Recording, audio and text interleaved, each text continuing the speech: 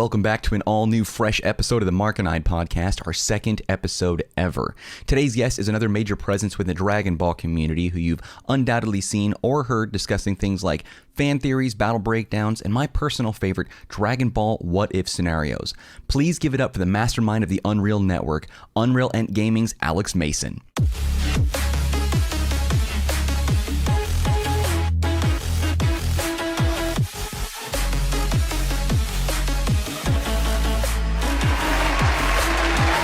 Alex, thank you for taking the time to speak with me. I know that you're super duper busy, but during the shutdown, we all have a little bit of extra time that we can spare, and I'm so glad that you were able to toss that my way. So thank you again for joining us. No, I appreciate being here. Thank you so much for having me, man. We've known each other for so long, so being the fact that you asked me to come onto your podcast, I was like, hell yeah, dude. There's so much to talk about, especially during times like this. Right. So I'm really happy to be here. Yeah, I was excited about that, and I'll be honest, like starting the podcast, I wasn't actually thinking that it was going to be like a Dragon Ball related podcast, but like the first handful of people that I have are all very, I guess, integral into the Dragon Ball community. So I'm glad that I was able to get you as well, because this is one of those things where I'm like, I'm not doing this just necessarily for the fact that there's going to be an entertainment factor for you to talk to your fans and stuff like that here, but also like to get to know you on a more personal level. I mean, you said yourself, we've known each other for so long, and now we can finally chat. So yeah, definitely. So let's start off with that. So I feel like right now we're working from home. Everybody's from home. The COVID thing, it's the shutdowns are happening again. I'm in Southern California, so we just had a mandate or some announcement from our governor. He was all like, "You're shutting down again." You're in New York, though, right? Chaos out there, dude. Okay, chaos. Talk to me about it. What's it like? It's very expensive. I'm pretty sure you know what that's like in California. But outside of that, it's just this whole situation of just being home it wasn't anything new to me until I had to be grounded on staying home without leaving, because if I leave, there's the risk of me having to contract something and then thus bringing that back home to a family member that could potentially, die from it. So it's been a very drastic change. I think physically, having to be home, not being able to go to the gym because they're closed, and not being able to wrestle or not being able to do any, physical activities, and just seeing the fact that we kicked off the year with such a change, it gave me time to, sit home, make content, reflect on some things, but also just make, some decisions on what to do and where to go going forward in terms of what may or may not happen, because I'm pretty sure many people around the world weren't expecting for this to happen, right? Especially like this. So it's been a very interesting time. I think the world needs and needed comedy to fill in the void of emptiness and the void of sadness, because during the time of being under quarantine, and in some cases we still are in a way, or being under lockdown, you had people out there that were just out there providing comedic relief or doing something to keep people entertained. So it's just it's been really weird, to say the least. Like, this year has been, like, by far, I think, one of the weirdest years I think ever that I've lived in my life. So it's been something. Yeah, absolutely. And it's, it's funny too, because I think about this, like, obviously we're making a YouTube video, like you're clearly in your bedroom. I'm clearly in my bedroom. This is where we work. This is where we play. And I would think about this, and I mentioned this in the last episode of the podcast to Ian, like, he's working from home doing voiceover work. But as YouTubers, many of us, we're used to working many, many hours, like editing and recording and doing whatever it is that we do for our particular channels, like in the bedroom. Aside from not being able to do your extracurriculars like wrestling, I wanted to talk to you about that in a bit, but like, have you found that it's sort of normal for your day-to-day, like, kind of business hour operations, like you're at home anyway? Or, tell me about the differences between that. Like, well, the hours were definitely extended, because the amount of time that I would put into editing was definitely increased. I think making videos, because I would sit there sometimes, depending on my mood and depending on, like, the overall circumstance, I would sit there and I would do several videos at a time just to have them and edit them along the way. But when things were, I guess, normal, I would have a few hours to go outside, go to the gym. I don't really, I'm a very interesting person, because I don't think I believe in breaks per se. Sure. That could be a pro and a con. So the only break that I ever had prior to all of this happening was just taking a 30-minute walk to the gym, taking another 30-minute walk back home, and then just, having that fresh air, just being able to alleviate myself at the gym, whatever. On weekends here and there, go out with some friends, go to the movies, whatever. But being the fact that I had to stay home, and those times where I would take to go somewhere and just, clear my head, was mainly spent at home, I found myself really just kind of not liking what I did in a sense, only because I wanted to go out and I wanted to just clear my head. But then at the same time, there were circumstances and situations that came about where I would go outside, especially when curfew was incorporated, and I had the cops stop me several times. Really? Just for me taking a walk home or just taking a walk around my neighborhood.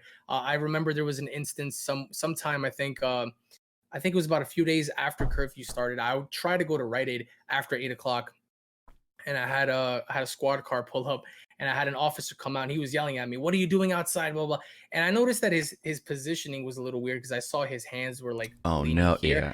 and Gotcha. I just thought to myself like, am I really gonna get either arrested or potentially killed for going to Rite Aid? While his partner came out and just demanded for me to go home. It doesn't matter where I was going or what I was doing. I just needed to be off the street. So it was just kind of like weird. But I spent my time home, and instead of just Netflixing and just binge watching a whole bunch of stuff, I just devoted myself into pre-planning ahead, making content. Believe it or not, I was working on content and still am working on content in reverse, and that's what I do. So while I was quarantined, I would do the stuff that I have to do for the week or for the day. Yeah. While at the same time, if I still had free time, I would work on content for December, November, and kind of work in reverse. So it gave me time to just say to myself, if those months come, like December comes, and let's say I want to take a day off, I already have a video planned that I just did way back, when. So thus I can just take that day off just to like hang out and chill. But the one thing that I was really hoping for was for things to go back to normal. Right around when they were talking about like the time of May and April, sometime around there, when things were seeming as if like they were based on the media and whatever. But given the circumstance now with everything in cases going up, it's been depressing because it kind of Yeah. makes you wonder like we're gonna have to go through this recurring cycle until next year potentially. So it's like, Yeah. man, but I've just been home, just focusing mainly on content. And if I do have like maybe an hour, two, three, just to like kick back and watch something and do something, I would do that. But it was just mainly focusing on content and just getting that out the way. So I've got a lot of questions about that, but I'm Yeah. curious. Like I'm sure I don't do this to the extent that you do, but I like to make like a handful of videos a night, schedule them out for the week, give myself a bit of a break, Yeah. and then jump back into it. And the things I do, like, it's not very hard. Like, I mostly play video games, or I'm working on the Yeah. podcast, or I'm trying to secure something, for the podcast, something like that. And I end up pumping out maybe 2 videos a day, 3 videos a day on the day that the podcast comes out. That's once a week. Right. So for me, I think maybe the most that I'm ahead of the game is maybe 5 days worth of videos. How many days worth of videos do you have lined Oh up on man, regular, and how many do you have right now? there was a time when I first started, where I would do, I man, but times change. I think because of the algorithm changing, myself and many other people that are in this niche kind of like had to group themselves into what they were good at, or at least what the system allowed them to benefit from. When I first started my channel, I was doing everything. I was doing vlogs, movie reviews, gaming, Dragon Ball. I was doing let's plays, walkthroughs. I was doing reactions and a whole bunch of stuff, right? And so I would have videos planned ahead of time for an entire year. Holy If crap. I still had my old hard drive, I remember I did videos back in 2013 that transcended into 2014 because I was just doing Oh, gameplays man. and just a whole bunch of stuff. And my good friend Super Saiyan Paul can attest to that because there were times where he used to see me do it, and I showed him a screenshot of my hard drive that I had labeled 2014 videos, and there were literally dozens and dozens of gaming videos and let's plays of different kinds of games. But that was during a time where the algorithm would allow you to just post whatever you are who portray yourself to be in that sense. And if you want to be everything and anything, you can be. Whereas now, if you're a vlogger, you can't be a beauty YouTuber. If you're a Dragon Ball YouTuber, you can't really necessarily be a vlogger. It's like, Yeah. you're kind of grouped in that kind of like that niche, and it's all because of the algorithm. And I understand why, because people were abusing the algorithm back in 2016 and early 2017. I can give you multiple examples of that, but Let me ask you, let me stop you now, there. That yeah, was something that we talked about previously. We were just chatting yeah, the other day about this, actually, and you brought up the algorithm because I was asking you advice specifically on YouTube as well. And so you brought up the algorithm, and you gave an example, I think, and correct me if I'm wrong on this, but yeah, I think you mentioned Leafy. in that regard Yeah, that he was yeah. doing it? What was I don't really understand. What is that? If we At the can talk time, about it if you want. no, in 2016 and 2017, but mainly 2016, there were YouTubers like Exility, which people may or may not remember at this point. He was doing videos like my sister caught me jerking off, or my mom caught me in the shower. Like All it been was. there. It wasn't just clickbaity, but it was super. He was lie baiting. He was creating sensational things that were really out there. Like, who in the world titles their video like my mom caught me jacking off or my mom jacked me off in the shower? Like, who does that? And because of that, he was garnering millions of views. And I don't know if it was because people found it entertaining, or I don't know if they just fell for what he was doing. Who But doesn't? he was one example. Then you had people such as Leafy that were, that was doing videos on kids, and he was just roasting people. Granted, I think it's very subjective on how you feel about a person's content. Mhm. For what he was doing with that specific audience, I mean, it appealed to them. Later on, people, exposed them for just attacking people or whatever the case may be. But he was another. Then there was another guy called Lispy Jimmy. I remember he was doing Mm. fake videos on Grand Theft Auto 6 leaked, Grand Theft Auto 6 Uh, gameplay, Grand Theft Auto 6 this and that, and just blowing up. And I remember systematically YouTube made a big change right around November of 2016, and that was because a lot of people were taking advantage of the giveaway system. People were taking advantage of the engagement system on likes, comments, or whatever. So they changed it now to where you don't really know what's going to benefit anymore. You can just sit here and say, well, if we get 100,000 likes, I know for a fact that my video is going to skyrocket. No, the algorithm is different, and it measures things differently now than how it did back in the day. And I think that that's interesting because it doesn't give anyone the advantage unless you're someone that has pull within YouTube. If someone's cool with you, they can put you on the trending page or whatever. Because back in those days, you had people like Matthew Santoro that was always trending. You had people like Leafy that was always trending, and it was always because either they were making lots of views. So thus, because if you had lots of views, they put you on the trending page or your videos pop out more. So now it's like, all right, well, even if you have a million views, that doesn't necessarily mean that we're going to put you here and there. We're going to feature your video. So they kind of changed it to where specific videos aren't going to be featured longer than a week or a couple of days. So everything is different, and they've done it for their own benefit because a lot of people were taking advantage. Which also at the same time, depending on what kind of a creator you are, if you establish yourself with your audience well enough to where you can do gaming videos and vlogs and reactions or whatever, and people always come back to watch whatever it is you post, then you have that kind of a channel where they don't really care about what it is that you do. They just care about you. Whereas other people that cover specific things, like for example Dragon Ball or Bleach, or if they cover Naruto, or if they cover just Grand Theft Auto, those people are going to be there just for that and not yeah. necessarily you, because they care about the news, they care about the updates, they care about whatever it is that you're doing involving said specific things, versus someone that comes out and just does whatever and people still like them for them. So it's just a weird, very weird environment. And I mean, but at the same time, there's pros and cons to everything. So, but the systematic change, I think, majorly happened right around November of 2016, and since then, one can argue that the system has gotten better, whereas some people would say, well, it's just not the same. And especially in today's climate, a lot of things are being censored, and just things don't feel the same as they would during the old YouTube days. Yeah. But there's a reason for that. So let me ask you. Touch base on something I was gonna inquire about. So you brought up that if people work at YouTube, they can like pull strings or whatever. Do you think that happens a lot? Does that happen often? Depending on the creator, and I think depending on who you're close with. A good example of this would be someone like H3H3, who Yeah. you can say like he had Susan Wojcicki on his show. She is the CEO of YouTube. Papa So Bliss. Yeah. I'm fairly certain that if he had her on the show, he could probably call in for some favors. Let's say if something were to happen to his channel, or something were to if he were to call for something, I think that there would be more leeway with him versus the regular guy who's just doing gaming videos and stuff. I think it really all depends, because a lot of these people are in talks with people that work from YouTube and still work in YouTube. Like for example, Keemstar has leeway with certain people. So it really all depends on who you are. Does that necessarily mean it's a bad thing? I don't think so. So as long as you're not trying to be abusive with It's a hustle. It's a with your business. approach, yeah, of course it is. And people are trying to make it. Some people try to make it for the right reasons, and some people try to make it for all the wrong reasons. So yeah, I think it all really depends. I've seen a lot of people accuse H3 just for example, and even recently Leafy I think had a video that was taken down. I don't follow Leafy. Yeah. I've never really been a fan of his. I see why some people are.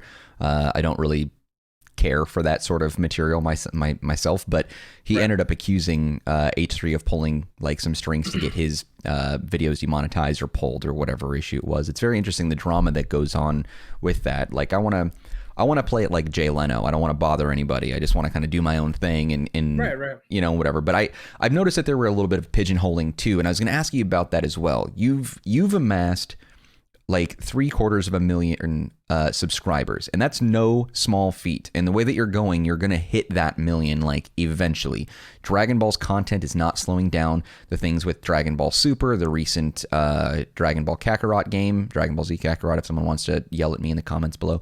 I feel like you were on a very strong forward trajectory, but I wanted to know, I mean, with the many channels that you do have, do you feel pigeonholed, or are you just thankful that the numbers are there for that channel and you make other channels for other hobbies? Like, tell me about that a little bit. It's interesting because I don't want to have 4 channels. I want to have one channel where I get to put everything on it. But I understand my audience, and it took me a while to understand what they wanted or what they came, to me for. I can't put out content where someone isn't going to watch per se. Like, let's say for example, if you come to me for a storytelling or for a fan manga, and then I give you something about like me discussing the next Resident Evil movie, it's like, well, you didn't come here for that. You came here for, what you subscribed to, which was Dragon Ball content. So realistically, I think that it's a good and a bad thing in a way, because I get to express because I'm a fan of many things. I love horror movies. I love, I just love so many other things. But unlike how it was before with the algorithm, I can't put everything on one channel because the algorithm determines what's good for your subscribers. And it's been public knowledge where YouTube notifies your subscribers if the system feels like the audience would be interested in. So for example, if I put out a Dragon Ball video, they might notify them. That's always a 50-50. And if I decide to put something else out that's completely unrelated, the algorithm is going to see the metrics, and it's going to see the numbers. And being the fact that more likely than not, those numbers are going to be lower, it's going to say, okay, well, let's not push this out to any of his subscribers because said reasons. A good example of diversity that really doesn't have that much gain is PewDiePie. PewDiePie has, I believe, 105 million subscribers. Ooh. and he only gets about 3 to 5 to 6 to 7 million views. That, like, what happened to the rest of the 100 million people? You understand what I'm saying? And granted, yeah, like, PewDiePie does things, on his own basis. I think, and that's what I respect about him, is the fact that he just does whatever he wants to do. And at this point in his life, he's not worried too much about numbers or anything else for that matter. So whereas another person like Mr. Beast, who has significantly less subscribers, I think like 33 million as of this recording, and he gets about 30 to 40 to 20 million video views a video. And it's like, wow, someone with significantly less, like about 70 million subscribers less, is doing 30 million views more than you. That's a big difference, right? And I think it all has to do with your audience and the way the system and the algorithm pushes out your content. But for me, like, I love what I do. I love gaming. I love talking about movies like Halloween and Resident Evil and all this other stuff. I love vlogging, and I try to balance it out because it's very hard to do or to run 4 channels at the same time. So I focus more on my primary, and then my secondary one is Unreal Network, where I'm just discussing movies or whatever. I'm looking to also start a podcast and vlog more and just do more of my routine on my vlogging channel, because I feel as if that kind of gives me a little bit of freedom to just be me on camera. And I don't live the most interesting life. I'm not driving Bugattis and flying on jets. But at least I have something to offer. I think that's a little different. You haven't gotten your complimentary YouTube Bugatti yet? Oh man, I gotta tell you, it's nice. It's nice. It's a nice cherry red. I have to go to Bugatti. I have to go to Dubai for that one. So. But no, it's this platform, I think, can be very challenging. Not, I think, physically, but mentally, especially with numbers. People go through strides. I have a lot of friends that are also big content creators that when they were doing good, they saw this dip, and then they did good again. They saw this dip more often. It just it fluctuates. And I remember there were times where I was, in a situation to where once I saw a dip, I put myself down. I started asking questions like, was it me? Was it this? Was it that? So I have Yeah. a lot of friends that also they either went through that or they're still going through the mindset of not knowing what to do and feeling sad, because when you start seeing the numbers go up, you start to feel more appreciated about what you're doing, and you start to feel good that knowing the fact that people like what you do. And then you can have another month go by to where you're not doing as good, and that can bring you down.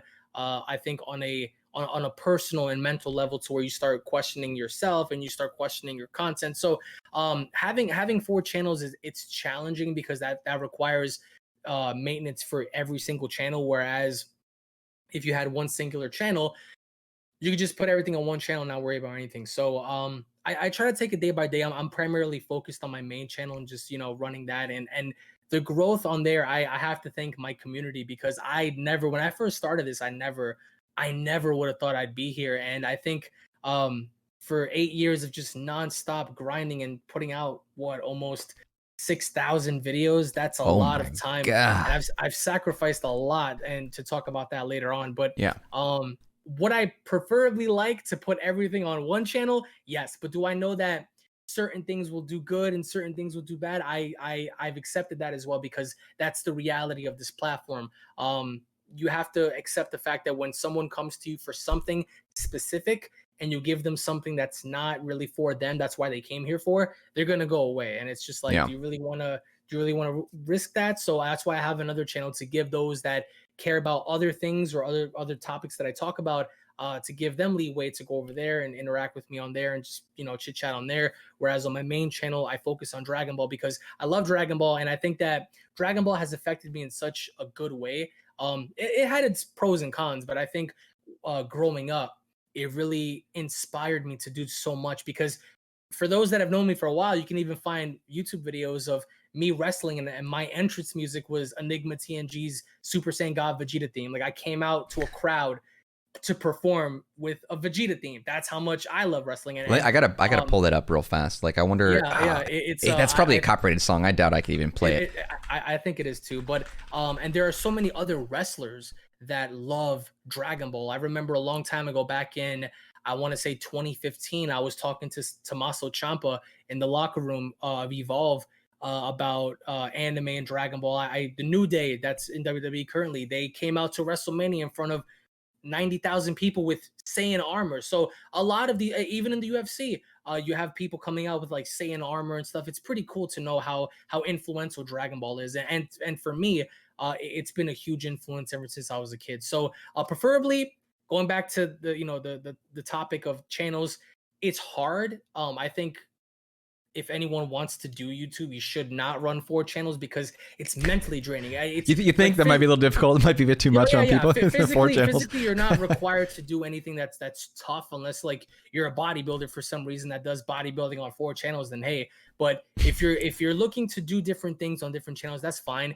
It's just, I think, the mental capacity and the mental stress that it takes for you to like actually do this, do that, and then go on the other channel, do this and do that, and that can be time consuming, and it can be mentally draining. Oh, no doubt. Like, I mean, my channels, I mean, I don't really have impressive numbers to compare to, like, say, yours, but I know when I've done, like, 4 videos in one night to, like, line up for the week to give myself a break, I'm like, oh my God, like, how am I ever going to keep doing this again? But then I rest up and then I go back at it. But seriously, a day-to-day, like, YouTube career is something that I don't think people really understand how difficult that can be until they've jumped in it. They just think like, oh, it's guys playing video games, like, or just regurgitating the news or reading from a script. I'm like, honestly, if you really want to know how difficult it is, give it a shot. Make a video every day for a month and then come back to me and tell me that was nothing. And if you do say that, then you got what it takes.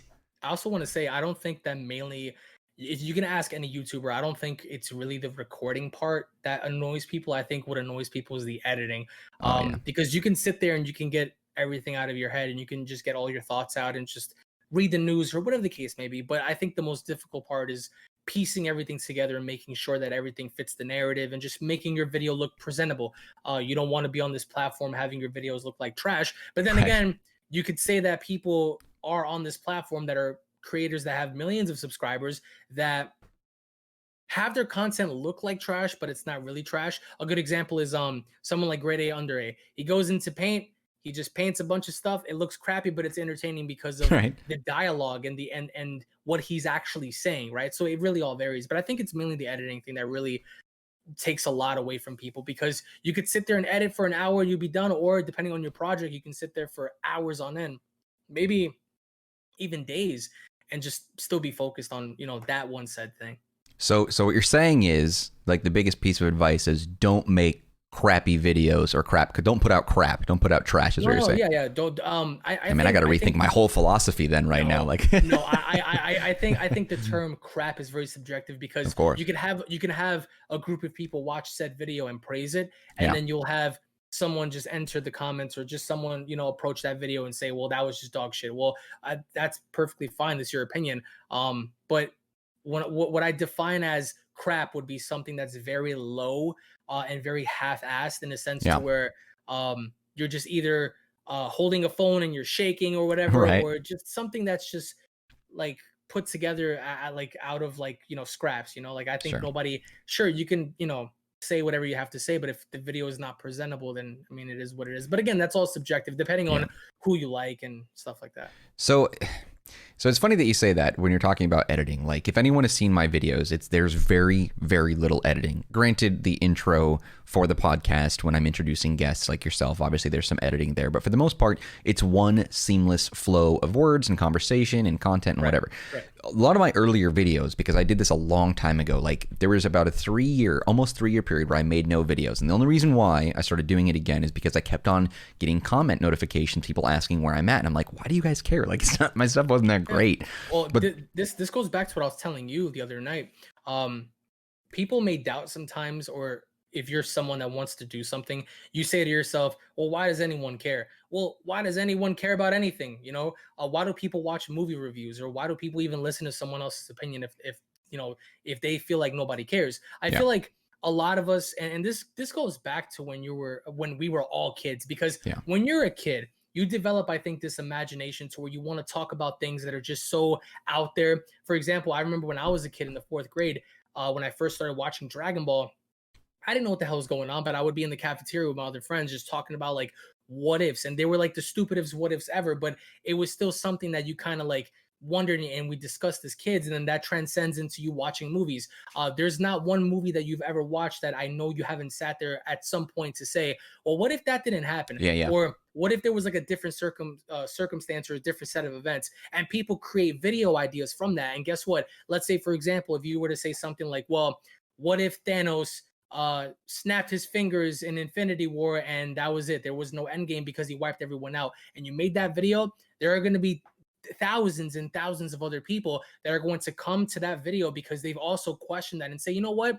I wondered that too. Let me see what this guy has to say, or let me see what this girl has to say about said things. Another good example is having to have like theoretical discussions on like trailers and stuff, or like breakdowns. Like when there's a gaming trailer showcased, I've seen tons of people break down stuff and reveal Easter eggs and reveal things that could be in the game or may not be in the game, and that creates a lot of discussion. Because let's say you're watching a Resident Evil 8 trailer, and then you have someone breaking it down and So excited for presenting that.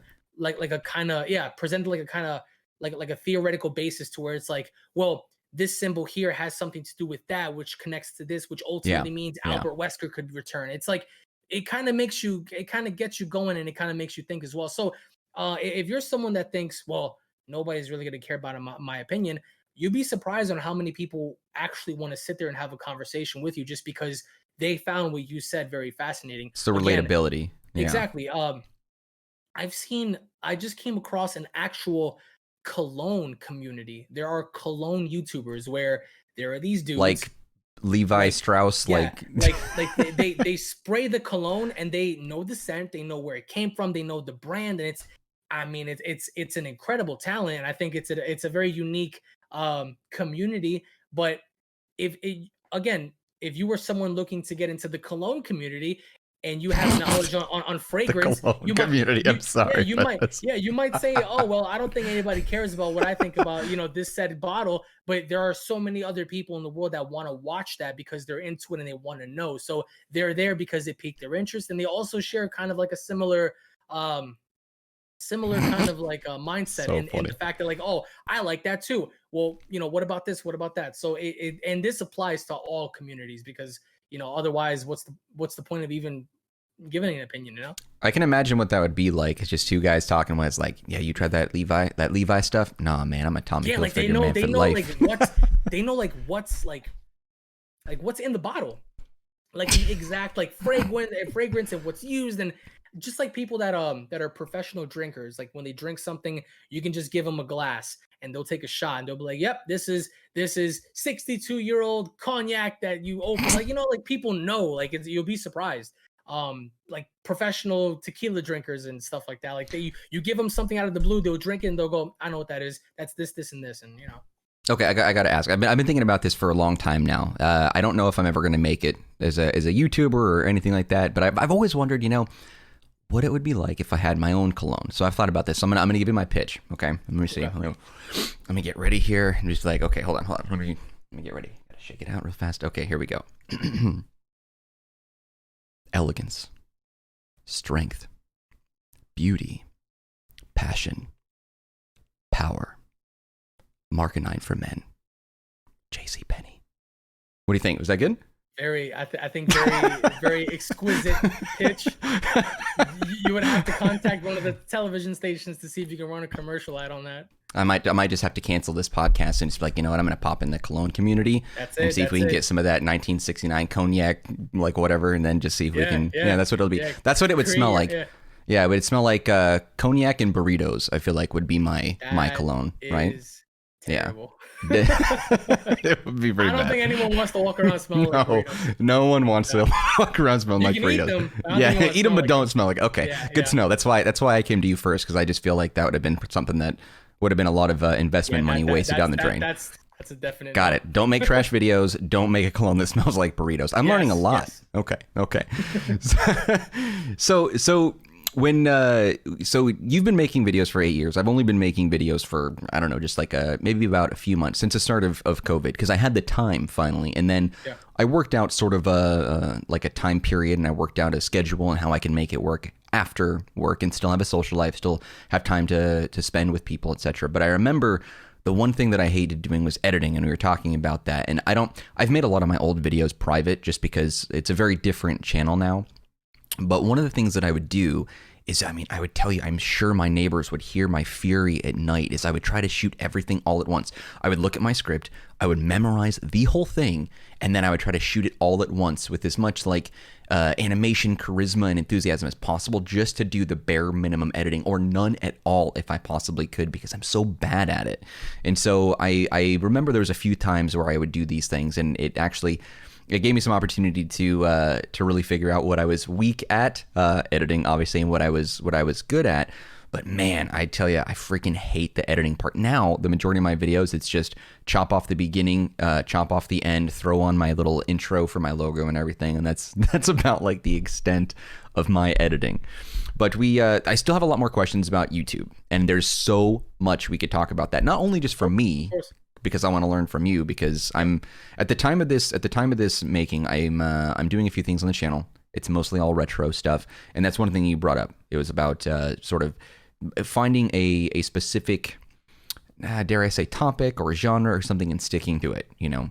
And so I'm trying to do a lot of like retro games, but I also want to do podcasts because I like talking to you and all that stuff. So about your podcast, let's brainstorm a little bit later. I think we can do some cool stuff there.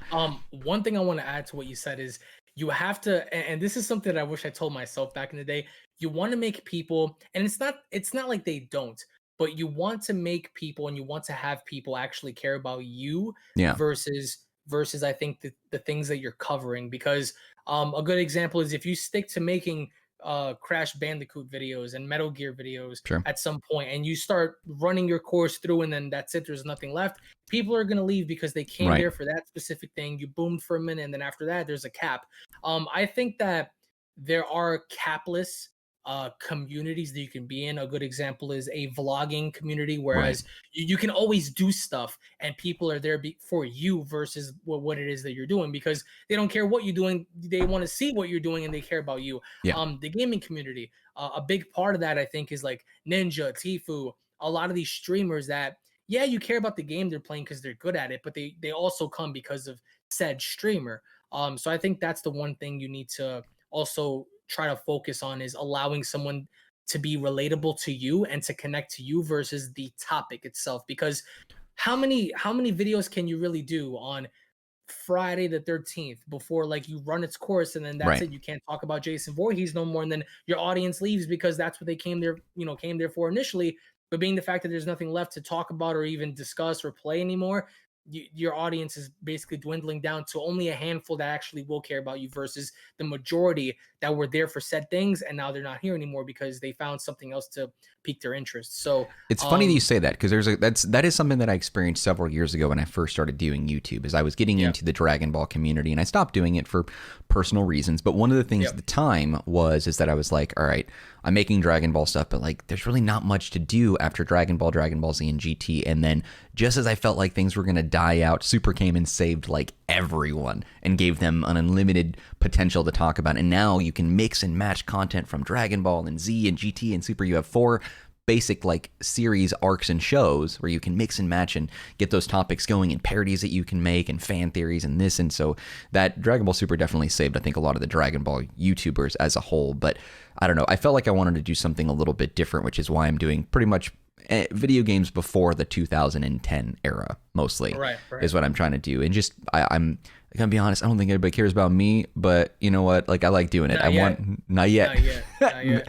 But yeah, I still have more stuff I wanted to talk about on YouTube, and we've got plenty of time. But there was something that you brought up a couple times, and we talked about this the other day, because we know who you are YouTube wise. You have your vlog as well, but I wanted to spend some time getting to know you outside of the YouTube aspect of it.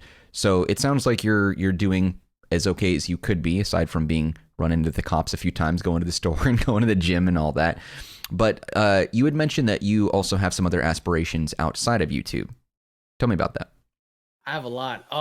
Give me the big ones. One thing about me that I think is a pro and a con is I have a lot of aspirations and I have a lot of will to do so much or do so many things. Yeah. It's just finding the time to do it. Tell me about it. Yeah. I remember when I was a kid, I wanted to be a wrestler so bad because I watched it on TV and I saw them actually.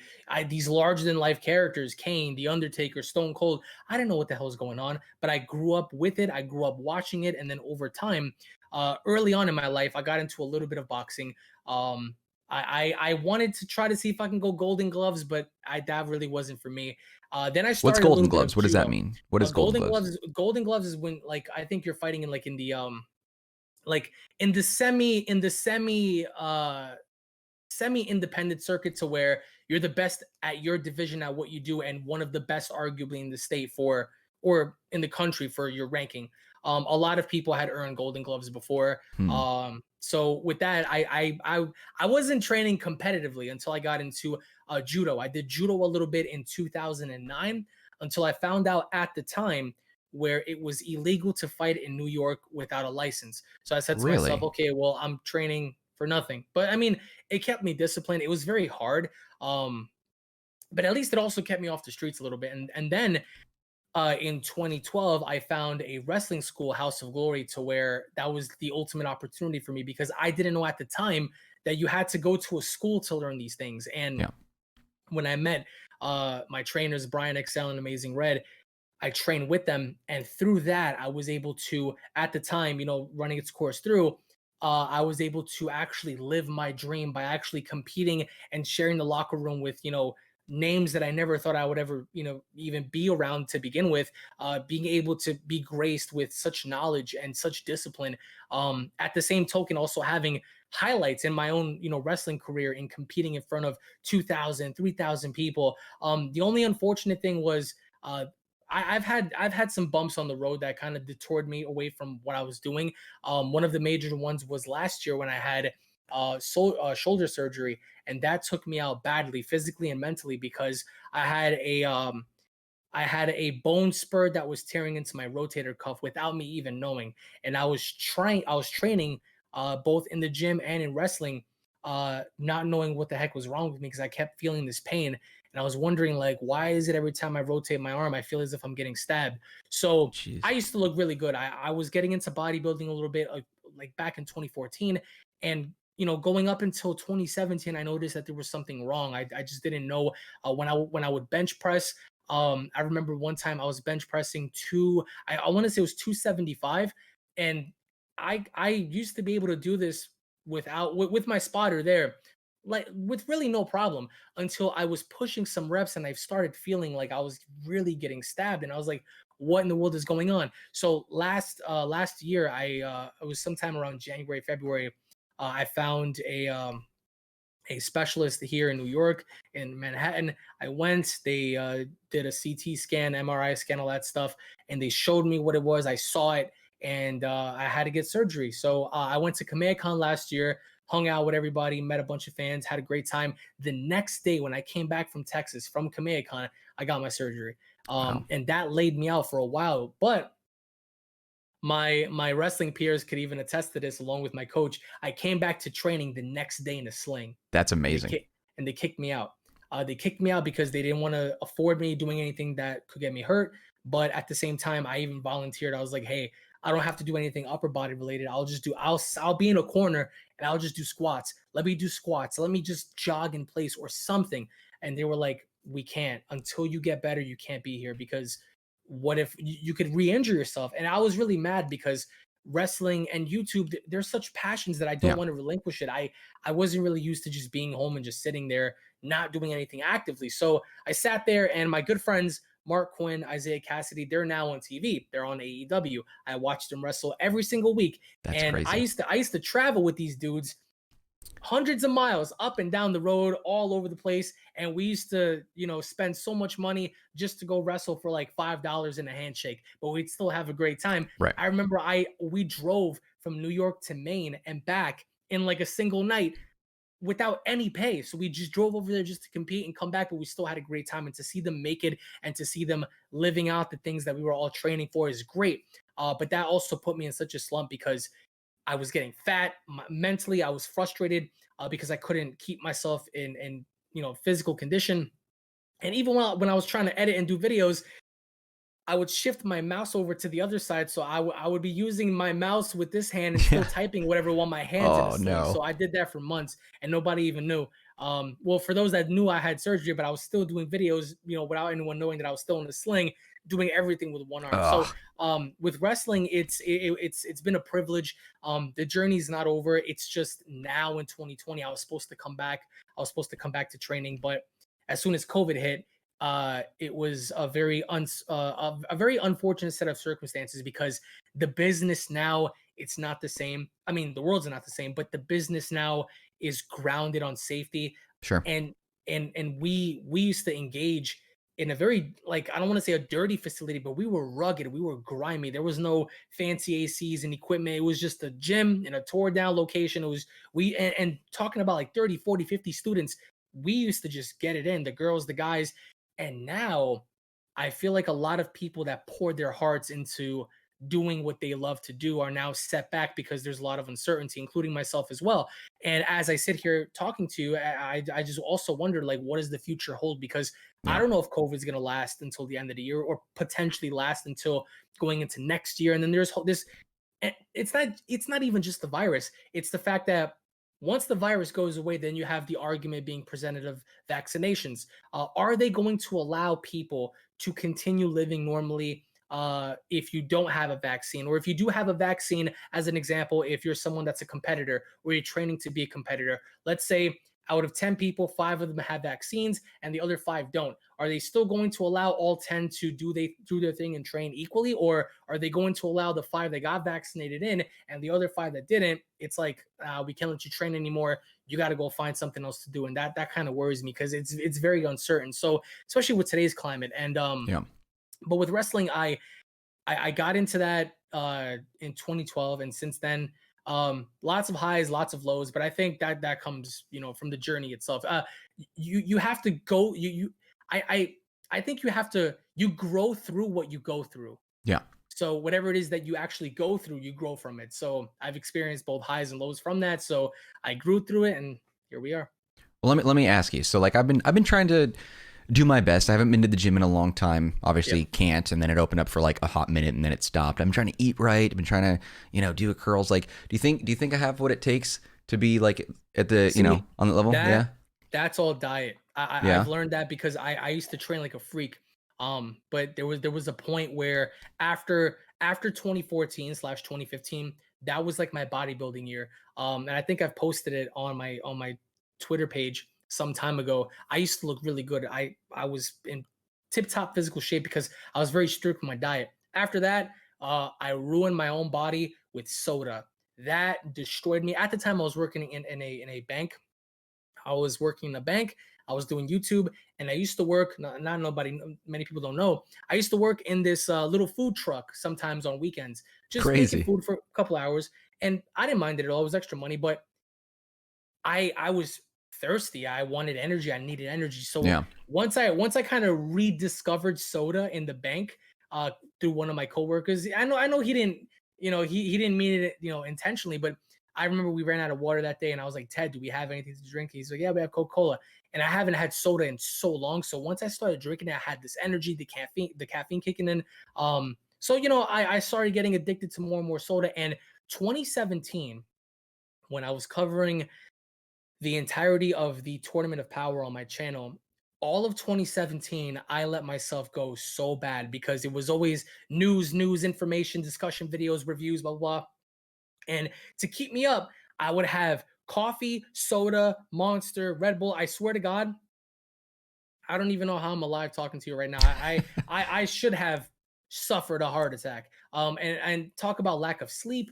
It was just very bad. So I think mainly it's your intake. You can train, like a bitch, but if you still have a decent enough diet, you'll still see something. Versus you training hard, you come home, you have pizza, cheeseburgers, and all this other crap along with a juice or soda.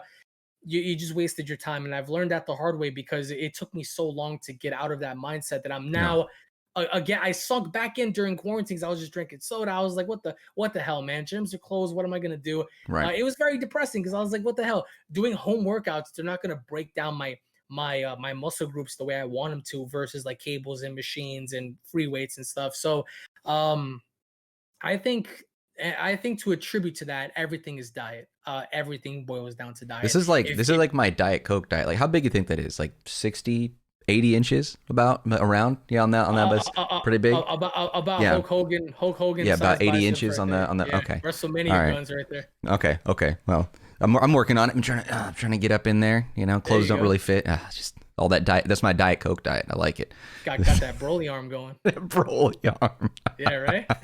Yeah, maybe Broly's like pinky toe. Maybe like something like Maybe, that. maybe. So okay, so wrestling is your big thing, and I wanted to ask about that a little bit more on just kind of the side between YouTube and wrestling. Wrestling is a passion off camera, mostly it looks like, but obviously with the YouTube, the numbers there and the devotion and how many videos you have lined up and the content that you push out, the 4 channels that you manage, like if you had to choose between one or the other, professional wrestling career or PewDiePie level YouTube Yeah. superstar, what would you pick? I'd pick both. You want to know why? Because I was asking. You can't pick both. That's why I gave you Oh the no! option. Oh no! Let me explain why. This question, a lot of people used to ask me this question, saying, "What if I made it to AEW, or what if I made it to WWE? What would I do? Right? How would I still do YouTube?" Well, I have a laptop, and I have a hotel room, and I have a microphone. Just because I'm doing something does that mean that if I were to go to my hotel room, or if I were to have like a quick break, that it would stop me from doing what I love? A good example is Xavier Woods. He's a WWE superstar. He wrestles almost every single week, but at the same time, he has a gaming channel. He has a gaming channel, and he games with all the other boys. So that just goes to show that even if you're there, you could still do that.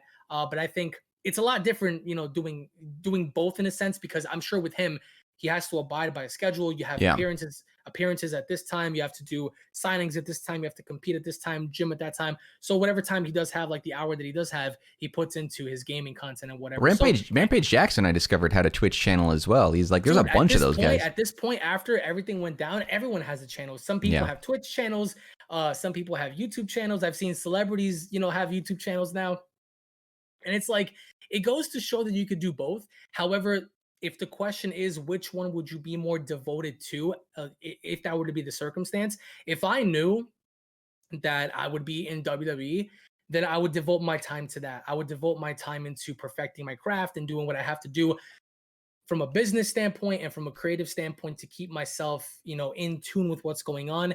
And then whatever free time I will have, which I will have free time, I'm going to pour the rest of that time into creating my content, because I didn't even know how influential my content was until maybe like 2 years after I started doing it, when I started meeting people like a good friend of mine, the Lightning Fox. And this was a subscriber, now friend, who I didn't even know what he was going through at the time, but I saved him from suicide. He had a very abusive father, and he was going to do some stuff. And, my content pulled him away from that. And I couldn't believe it. It was my Dragon Ball content, my Minecraft content, my Slender content that pulled him away from that. And here's a shy kid that didn't really have an identity, now graduating college. He's about to get married, and now went from a subscriber to a personal friend that I met in real life and That's amazing. connected with, because he was like, dude, you saved me. And I couldn't really believe that, because I was like, I'm just the person talking about a Japanese cartoon that we all like to watch and enjoy, right? But who would have thought that at least 10 minutes of someone's time could be poured into, escaping that reality and allowing them to just be liberated, even for that moment. So for those 10 minutes while he must have spent watching my videos, he could have went about and did something very horrible that he could have regretted forever.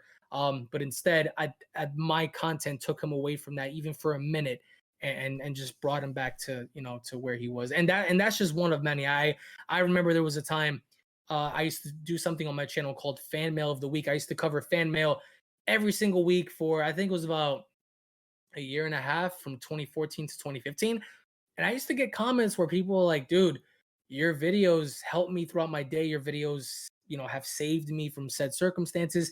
And I'm humbled by that. I really am. And I don't want to abandon that, because there are a lot of great people. I think that I can only speak for myself. My community and my subscribers, they are some of the nicest people and some of the dopest people that I've ever met before.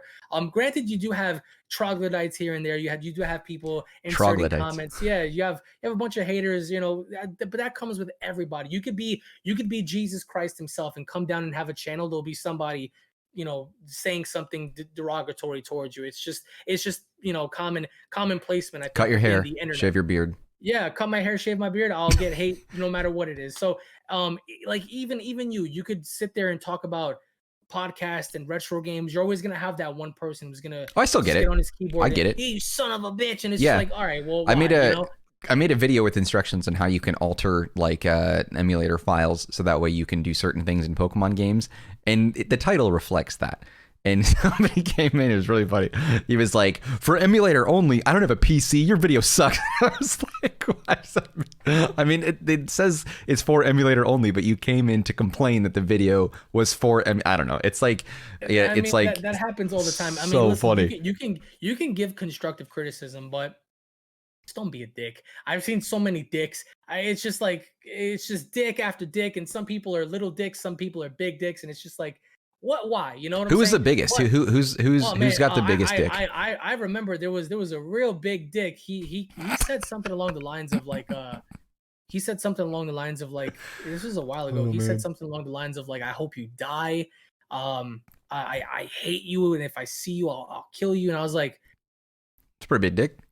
I was like, all right, Mr. Mighty Balls. I mean, I like, why? Like, because you must have seen something you didn't like, or you weren't a fan of whatever it was that I was doing. And I remember when I gave him a response, he was like, yeah, this is exactly what I wanted. I wanted you to respond. I wanted to let you know how much I hate you. And I'm like, dude, I don't even know you until I went on his channel actually, and he did weird videos. One of his videos was, I think it was 365 days of not showering. I couldn't I couldn't believe it until I saw his skin and I saw his hands and his nails, and Oh, I was like, that's disgusting, man. So it's like, I mean, listen, I'm not here to judge. Listen, if you want to do not showering challenges, or if you don't believe in showering, that's fine. Don't come to me saying that you're gonna fucking kill me over a Dragon Ball video. he'll probably kill you with just the smell alone. Just be Yeah, with me. you can come to me and you can, like, if I warranted that kind of a reaction by saying I hope your mother dies or I fucked your wife, then I understand where you're coming from in that sense, where you want to really do physical harm to me. But because I'm talking about Goku and Broly and Right. whatever the hell, you're gonna come to me being like, I hate you, and it's like, but why? You don't even know me, you know? So and that's the thing about, I think, YouTube itself, is a lot of people get mixed up with numbers and they become very protective of their community, which Hmm. I understand, because you don't want to lose your audience, you don't want to lose your fans or the people that support you to somebody else. But at the same time, you can't be so negative or shrouded in ruining someone or attacking someone just because, you feel differently about them. Yeah, I stopped. I stopped doing Dragon Ball content specifically for that reason. Actually, I still play Dragon Ball retro games just for fun because I am a fan. But my channel is in no way a Dragon Ball channel. Like even some of my most popular videos, I went and I made them private because I'm like, I don't want to be known for that because of how things have gone down in the past with the community. I will say this: the Dragon Ball community is both great and toxic. The toxicity comes when you insert an opinion, and Yep. I've seen this firsthand. Um, this is a fictional, show. It has nothing to do with real life people or real Right. life characters. They're fictional. You can relate to them. I can relate to several characters, just like many others can relate to characters in their own personal way, emotionally. If they find a character inspirational to do workouts, whatever. I mean, hey, but I've seen the good where content creators and fans come to support one another when there's a cause or when there's something that calls for it. But I've also seen the the toxic side, where if you insert an opinion, you're automatically labeled as something of a fanboy, or you're labeled as Yeah. a bitch, or you're labeled as someone that's unintelligent. And it's kind of weird because this kind of harpens back to sub fans versus dub fans, and elitists and purists versus casuals. And it's just like, I understand the premise of having to educate and allow people to know the difference between so and so. I just don't agree with the harassment. I don't agree Yeah. with the attacking. A good example is if you post a Gohan meme, right, as an example, and Gohan and Super wasn't portrayed to be, I think, in my opinion, hence opinion, I Hmm. don't think Gohan and Super was portrayed um any better than how he was in Z. I think that in Z he was portrayed to be a lot better as a character. Yeah. But if I were to put that up and I were to put like a little meme of like the before and after, you're gonna have people in the comments like attacking you and calling you names all because you posted that. Yeah. Whereas I don't think that's kind of warranted. I'm not sure if this goes on in the Pokemon community, in the vlogger community, in the commentary community, but it's just kind of weird because I guess it's because people are very passionate. For example, a question that you could pose is like, or a statement you could put out is, I like Goku over Vegeta, or I like Vegeta over Goku. Depending on how you phrase that, people are going to attack you for liking one over the other, or they're going to kind of call into question as to why, and you're dumb. And it's just like, there are toxic sides to the Dragon Ball community, but at the same time, there are many good things about the community itself, to where people could come together and help each other out. And there is a lot of positive interactions and positive feedbacks where people can relate on said conversation or relate on said review or whatever the case may be, without there having to be the need of calling someone's mother out just because you thought this was better than that. So and I've seen this actually in multiple communities, because when I first got entangled with the Dragon Ball community, I really thought it was just this, Hmm. but I didn't even know that this happened in the Naruto community, Yeah. the Bleach community, It seems to be GT. the anime It, community for like as a it's whole. but it's also, it's everywhere else. I've Right, seen but it's also people, yeah. yeah, Yeah, yeah. but I don't know where, it's worse. Again, it really all depends on circumstance and content, I think, as a whole. But I just thought it was the Dragon Ball community. I was like, holy crap, if I say that I like Goku, am I gonna get called out for it? If I Yeah. say that I don't like this, am I gonna get called out for it? Like, it's just weird. But again, I just think that it doesn't really come from a malice point of view. I think people are just very passionate. The one thing I just can't stand for is when someone wants to redirect hatred towards you in calling you out for your character and saying that, oh, you're a fucking virgin dweeb, I hope you die in a fire. It's like, for what? Been there. I think that's ridiculous. I got death threats after I posted a Dragon Ball related fact that I thought was interesting that I read on the Dragon Ball wiki page. Like, yeah, I don't remember even what the fact was, but someone just shit all over me, and then there was a big YouTuber that saw it and just started like poking like all these holes in it, and I'm like, dudes, like, I mean, maybe it's the translation or the region where it was dubbed and it was worded this way. I don't know, but I got this from the Dragon Ball wiki, and maybe it's just like regular Wikipedia where you can edit it, but man, I got destroyed.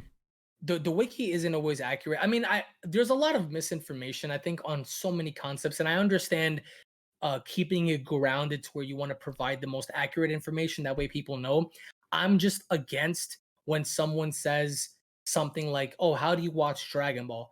And if you say that you like subbed versus dubbed, or if you prefer one over the other, there are people still to this day, if you ask them, hey, what do you like in terms of Dragon Ball? And you go, oh, I like the Ocean dub over the Japanese.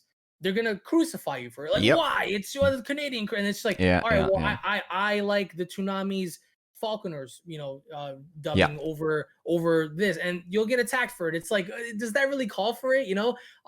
Correct me on something that I assume is factual versus you having to attack me because I prefer something or someone over said things. It's just, I found that over the last couple of years, and at this point it's just like, it's just whatever. To those that still don't know any better, they still go around and you're like, oh, I hate you and I hate your family because you like the English dub, and it's like, why? I never understood that. It's the purists. It's the people that I think have a certain sense of superiority because they watch it in its like original form, and I'm that's fine. That's fine if you it's that. Like you don't attack people. Yeah, just enjoy. That's the thing. That's why I wanted to kind of just do my own thing, have a podcast casually, play some retro games that I remember from my childhood that I enjoyed. Sometimes that'll be Dragon Ball related because I still am a Dragon Ball fan, an anime fan, but I just kind of wanted to step away from that because I know firsthand.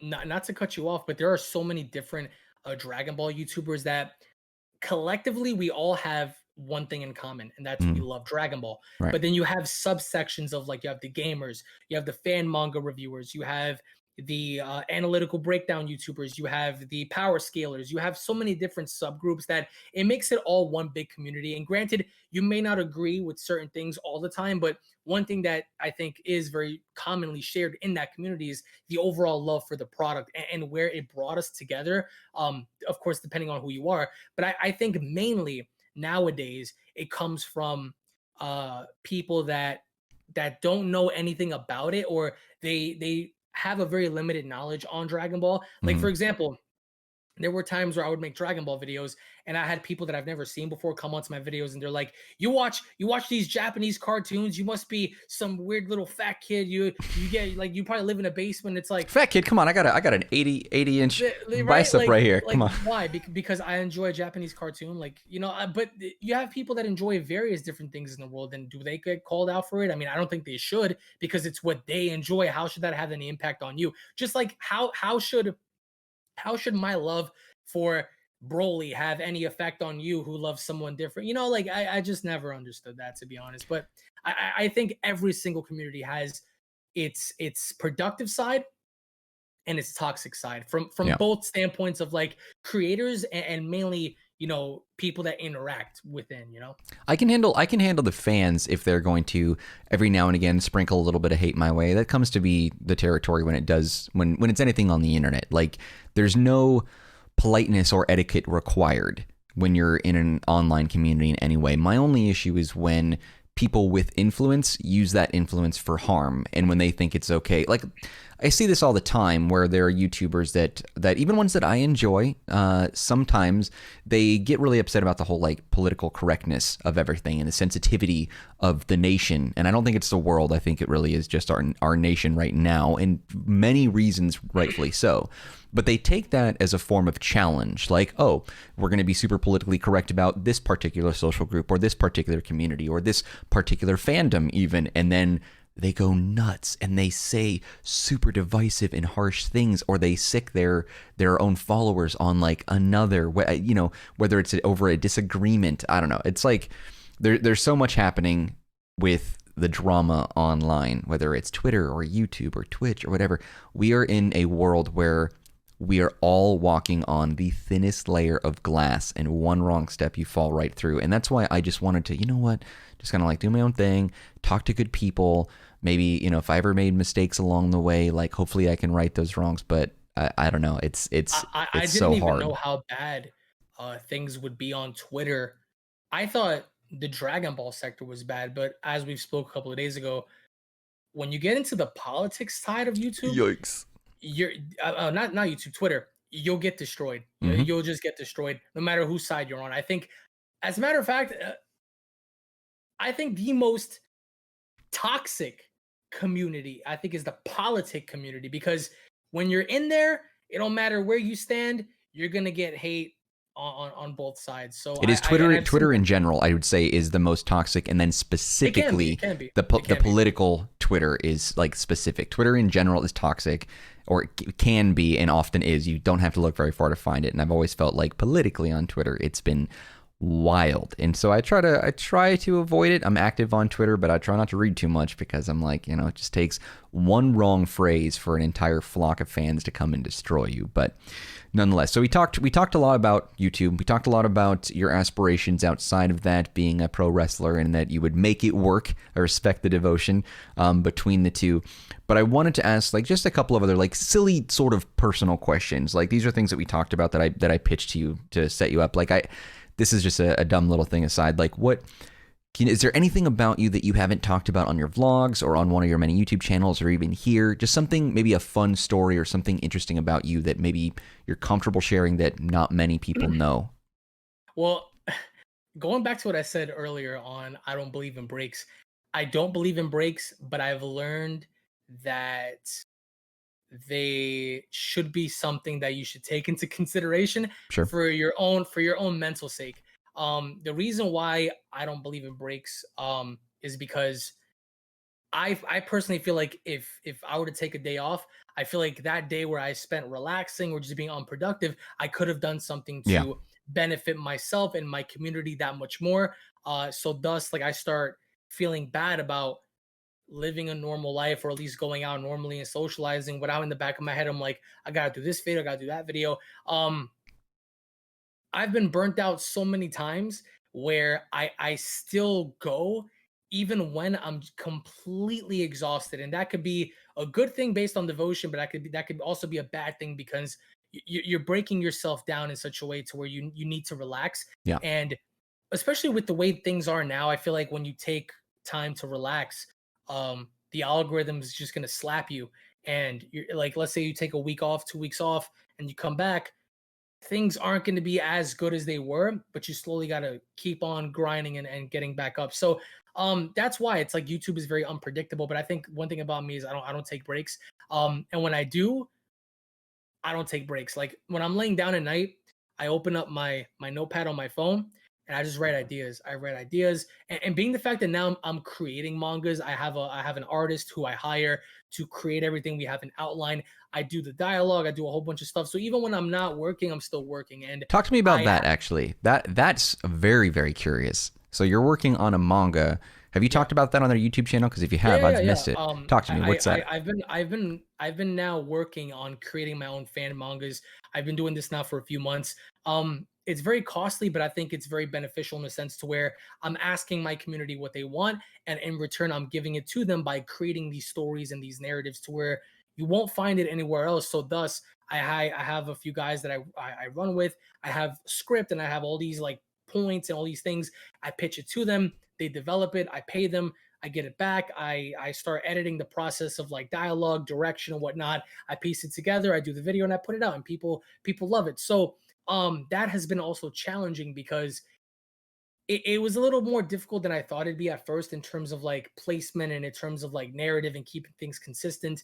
And I'm doing that now for many different inclusions and stories that I have lined up, not just for the next couple of weeks, but also many months down the line. That since Super isn't running, and since the manga is a monthly kind of occurrence, I decided to give fans and give my community back by giving them something interesting every single day. If not by me, then highlighting something that other fans have created, which there have been fans in the community that created such amazingly great stories that I showcased, I shared, and people love it. And I think it kind of fills that void and it gives them that fix until Super comes back. But at the same time, I'm also a big fan of fan mangas because this goes back to the whole what if thing that I talked about when I was a kid. Do you love the what ifs? Do you have a favorite with the fan mangas? I think there's so many.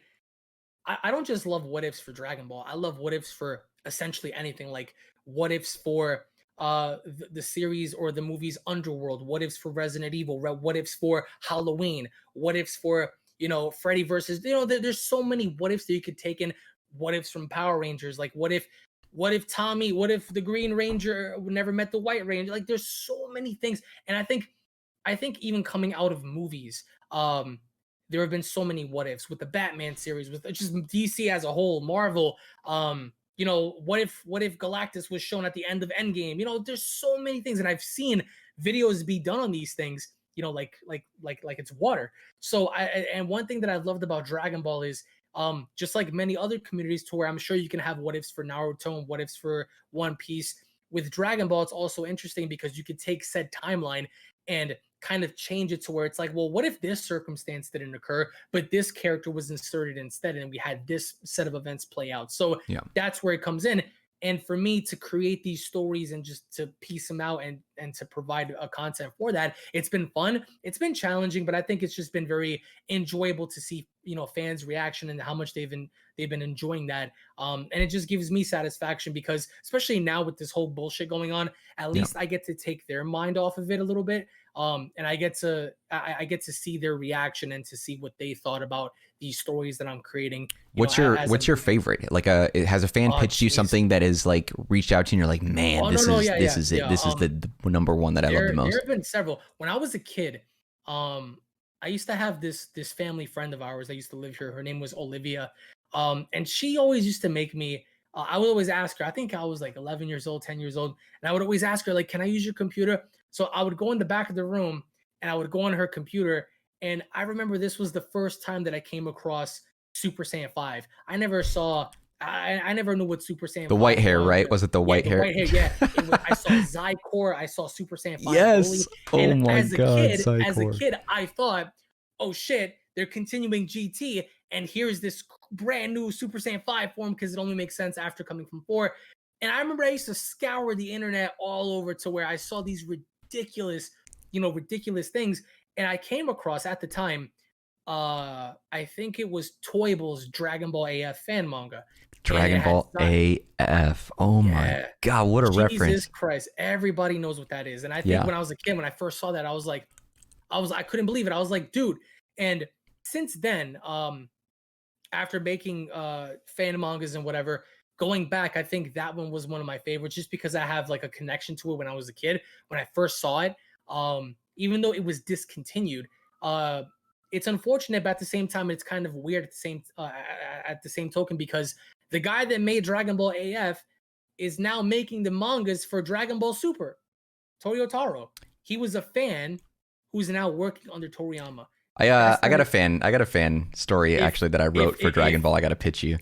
If that's not inspiration, I don't know what is. And keep in mind, he was a fan. He was just a nobody. And for him to be looked at and for them to bring him onto the team and to work for Toriyama, I think is amazing. I've always loved Young Gigi's work. If you ever seen Young Gigi's Dragon Ball AF adaptation, he had some really amazing stuff. He did crossovers with what if Goku Black entered the GT timeline and came across Little Goku, Super Saiyan 4, that kind of stuff. He did a crossover with what if Dragon Ball Z's Broly met Dragon Ball Super's Broly. He does that kind of stuff, and he's very good as an artist. Very good. I would argue and say better than Toyotaro, the guy working on the manga now. This guy is really fucking good, and I've always loved his work. I've loved Dragon Ball AF. The Murno story that I'm developing right now, even though I'm creating it, the original creator who made the concept, I enjoy his work as well. So there have also been some fan mangas where it was just like no, it's terrible in terms of narrative, because people people don't understand the structure of keeping everything consistent and balanced, but instead they want to introduce some fucking character that's like So Super Saiyan 20 and shit, and it's like nothing let makes me sense. It's let like, me why tell you not one. So do this it? is I know we're getting to the point where we got to wrap it up, but I do want to. There's a couple things I want to talk about first, real quick. And one thing is I actually wrote a Dragon Ball fan fiction. I wrote one. I bought the domain for it, and I wrote the chapters and the whole outline. And I ended up talking to one guy, an artist, who was going to help me, but then like something happened and then it fell apart. But I have the whole outline, and so. Do you care? Can I share it with you? I think it might be fun conversation. Sure. Okay. So I remember I was looking at the Dragon Ball Z logo, and I'm a huge zombie like freak. Yeah, all zombies. So I wrote a story, Dragon Ball Zombies. I made a Twitter for it, Dragon Ball Zoms. It has like 5,000-6,000 followers, I think, and then I stopped because I got the website and the domain. I got that all secured, and then I was going to work on the story. And the story is that man, I don't want to spoil anything because this was something on my list of like something I want to do someday. Okay. But long story short, without like revealing too much, Android 17, he's a forest ranger. He gets a weird call that the forest in the northern mountains where Dr. Giro's lab was, that something weird is going on. So he goes to check it out, and he ends up coming across a couple of hunters that are illegally hunting without a warrant or a license. So he stops them. Very shortly after, he gets attacked by an unknown thing, and he turns into a zombie. So, but because of his android powers, he still sort of like retains a little bit of his coherence, and he ends up stalking these two hunters, and then he eats them. So as he starts freaking out, he looks up ahead, and he notices Piccolo is flying in the air. So he follows Piccolo, and he tracks Piccolo down to the lookout, and he gets into a scuffle with Piccolo, and he eats Piccolo alive, and gets a huge taste for Namekian flesh. So then Dende's there, and he goes and he eats Dende, wiping out the Dragon Balls. He knows, because of his coherence, about the Namecs, and because he's an android, he can live out in space. So he immediately flies off to go to planet Namek to eat the Namekians. So now the Dragon Balls are effectively removed from the storyline. Later, some of the other Z fighters show up because they're worried about Dende, and they end up finding that Piccolo has been eaten alive, and there's nothing left of him. Dende, almost the exact same way, but they find Piccolo, or Mr. Popo there, is eating on like Dende's body. And so then Popo infects them, and they end up going and infecting the core Saiyans. And the thing that I wanted to do is I wanted to have a story where we focused on the C-list group. So like Krillin, not really C-list, he's like B-list, almost A. Krillin. Terrifying. You know what this reminds me of? In a way, this like I just got a whole influx of like 28 Days Later, Dawn of the Dead, World War Z, in a sense where I'm imagining 17 following Piccolo, latching onto him, infects Piccolo, and then Piccolo also becomes a zombie, right? Having that same retained consciousness, they go off. So now we went from 1 to 2. Now those two go off, like you said, infect Dende, Popo, we go from 2 to 4. And then that gradually continues. And I'm not sure if you had the idea of retaining their fighting essence per se, but if they're more like ravenous, kind of like monstrous kind of like creatures, to where like they just come at you no matter what, you can go from 4 to 8. And like you said, it's focusing more on the C-list group. So it would be interesting if, like, let's say for example, Vegeta's in the gravity room training, all of a sudden door creeps open.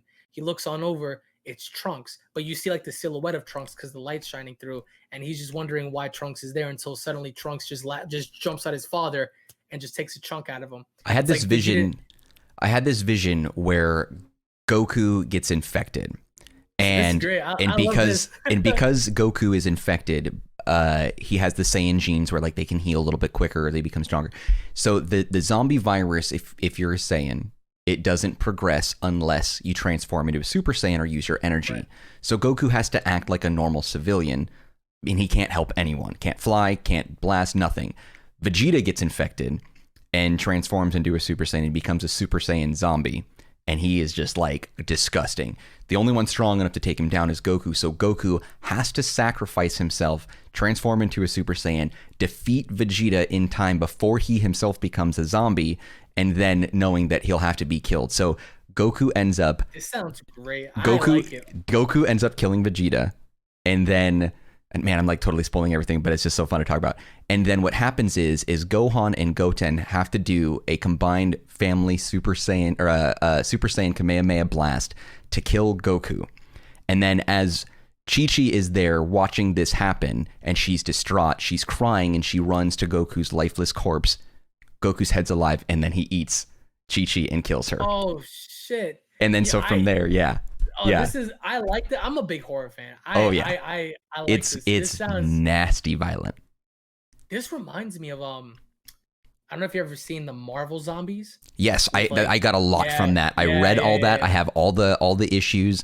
I'm obsessed with it. Yeah, a lot of that. I remember the thing that really kind of brought this to Dragon Ball is when I was reading about it, and I remember Peter Parker gets infected, and then he like sort of is able to kind of stave off the full infection because of his powers and abilities, and he's able to kind of like stop it, and I think he's helping Ash Williams with it or something like that, and then he ends up ultimately completely succumbing to the virus, and then he eats Mary Jane or Aunt May, and I was like, that is what got me, and I'm like, that's what I want in like Dragon Ball Zombies. I want Goku. I remember it was like Wolverine trying to fight Hulk, and he got infected. It was madness. So I think that's a great idea, only because you can still incorporate the element of zombies, but in a way now to where it's like not only do they have some consciousness left, but a good example is I don't know if you ever played The Last of Us.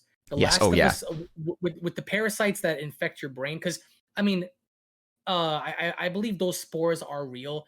They infect ants and bugs. Yeah, I read about that. I've seen that. Yeah, it's a real thing. They take over the host's body.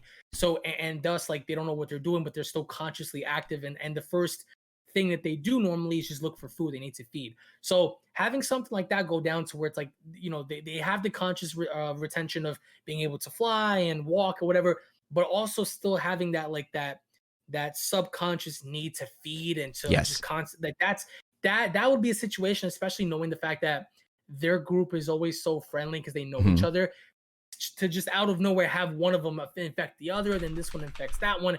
I think that's a great story. Yeah, I wanted to do that a little bit, kind of taking it from Marvel a little bit, because that's what they had. They had Captain America. He gets his head chopped off, his brain sticking out, but they still retain their powers and abilities. So I'm like, I want to do that for Dragon Ball, but I wanted to focus on like Kid Trunks, Goten, Yamcha, like Krillin, Tien, like some of them, and just give them their day. Kill off the main characters. Get rid of the Dragon Balls, because in the Dragon Ball like anime and manga, it's like you know, if anybody dies, like there's no emotion invoked because they're gonna come back.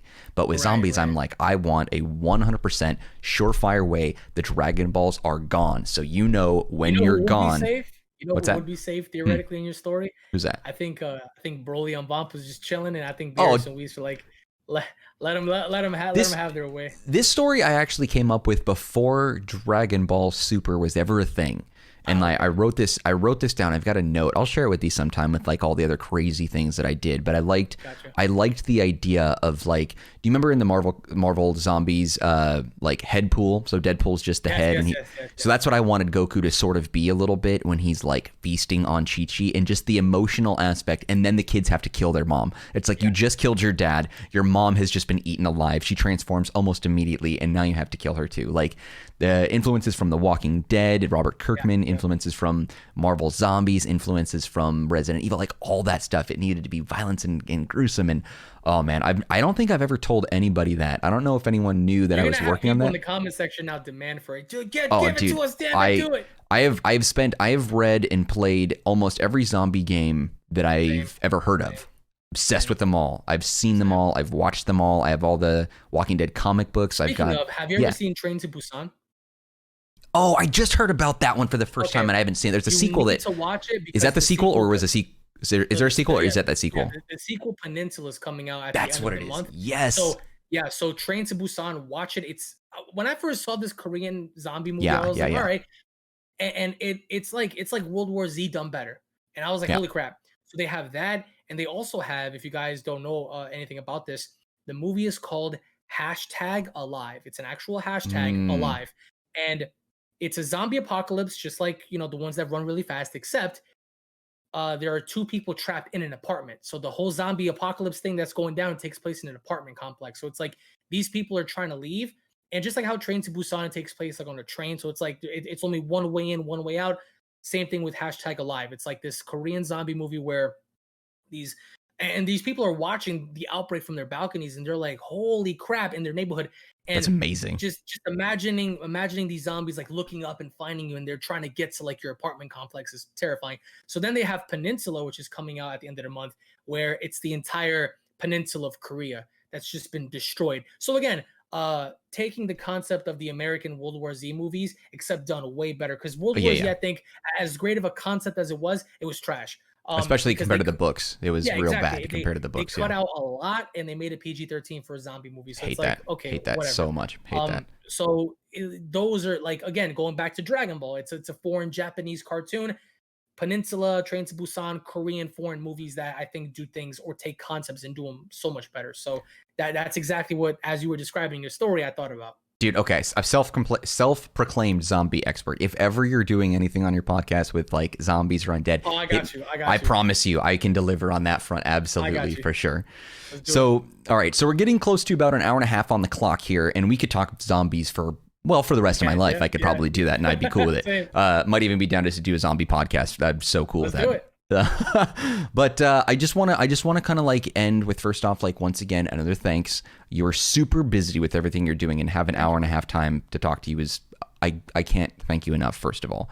The second thing is, and I like to do this, and I know I've only 2 episodes into the podcast, but I want this to be like a staple point at the end of the podcast episodes. Are there any charities that you were kind of like working with, or that you support, or anything that you want to shout out, or anything important that's close to your heart that you want to make sure anyone who sees this is aware of or is mindful of in the future? I would just say give back to those that don't have anything right now.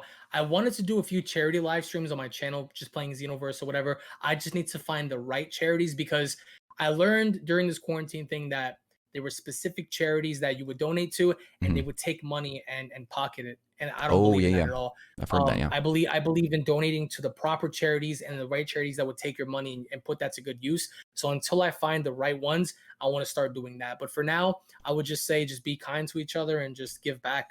I think it's all about giving back, because you'll get, I think, all the benefits and the reward of giving back without you even knowing. But just as long as you're kind to people and you do the right thing, I think you'll be all right. Okay, I appreciate that. One final thing, and I was going to bring this up earlier, I forgot, but I just remembered. So on Twitter, your profile picture, I saw that, and I immediately thought Aquaman Jason Momoa. I had no idea that your hair... Yes, okay. Can you show us the hair, how long it is right now in quarantine? Yes. Let's see this. We got to see how long this is. I cut it. Oh, you did? Okay. Yeah, I had to split my split ends, but I mean...